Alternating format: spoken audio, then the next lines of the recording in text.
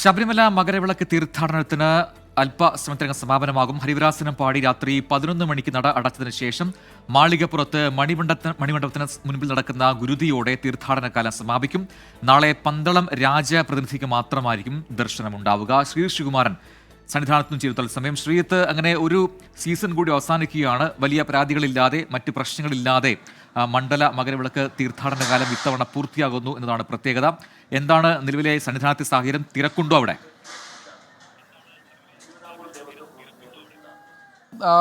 സന്നിധാനത്ത് കാര്യമായ തിരക്ക് അനുഭവപ്പെടുന്നില്ല. എന്തായാലും ഈ ഒരു ഘട്ടത്തിൽ ഈ അല്പസമയത്തിനകം തന്നെ ഹരിവരാസനം പാടി ഈ സന്നിധാനം പൂർണ്ണ നിശബ്ദമാകും. അതിനുശേഷം മാളികപ്പുറത്ത്, നേരത്തെ സൂചിപ്പിച്ച പോലെ മാളികപ്പുറത്ത് ഗുരുതി നടക്കും. അതിനുവേണ്ടിയുള്ള ഒരുക്കങ്ങൾ പൂർത്തീകരിച്ചു വരികയാണ്. നമുക്ക് ആ ദൃശ്യങ്ങളിൽ ADGP S. ശ്രീജിത്തിനെ കാണാം. അദ്ദേഹം ഈ മണ്ഡലകാലത്ത് പൂർണ്ണമായി ഇതിന്റെ ഓഫീസറായി ചുമതല ഏറ്റെടുത്ത ആളാണ്. അദ്ദേഹത്തിന്റെ നേതൃത്വത്തിലാണ് ഏതാണ്ട് ഓരോ ടേണിലും പോലീസുകാർ ജോലി ചെയ്തിരുന്നത്. അദ്ദേഹം സ്ഥിരമായി ശബരിമല സന്നിധാനത്ത് തുടരുന്നൊരു സാഹചര്യവും ഉണ്ടായിരുന്നു. ഇതുകൂടാതെ ദേവസ്വം ബോർഡ് പ്രസിഡന്റ്, അതുപോലെ ദേവസ്വം ബോർഡ് മന്ത്രി VN വാസവൻ അടക്കമുള്ള ആളുകൾ നിരവധി തവണ അവലോകന യോഗം ചേർന്നു. നിരവധി തവണ മന്ത്രി അടക്കമുള്ള ആളുകൾ ഇവിടേക്ക് വരുന്ന കാഴ്ചകളുണ്ട്. എന്തായാലും അയ്യപ്പനെ അവസാനമായി ഒരു നോക്ക് കാണാൻ, അല്ലെങ്കിൽ ഈ മണ്ഡലകാലത്ത് അവസാനമായി ഒരു നോക്ക് കാണാൻ കുറേയധികം ആളുകൾ എത്തിച്ചേർന്നിട്ടുണ്ട്.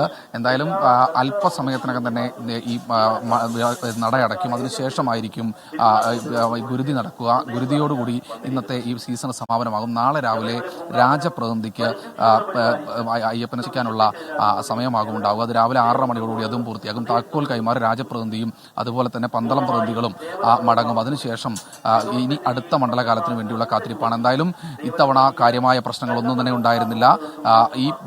ഈ ഭരണസമിതി, അതായത് ദേവസ്വം ബോർഡ് ഭരണസമിതിയെയും പോലീസിനെയും അതുപോലെ തന്നെ ദേവസ്വം ബോർഡ് അധികൃതരെയും അഭിനന്ദിക്കാതെ തരമില്ല. പ്രജിൻ.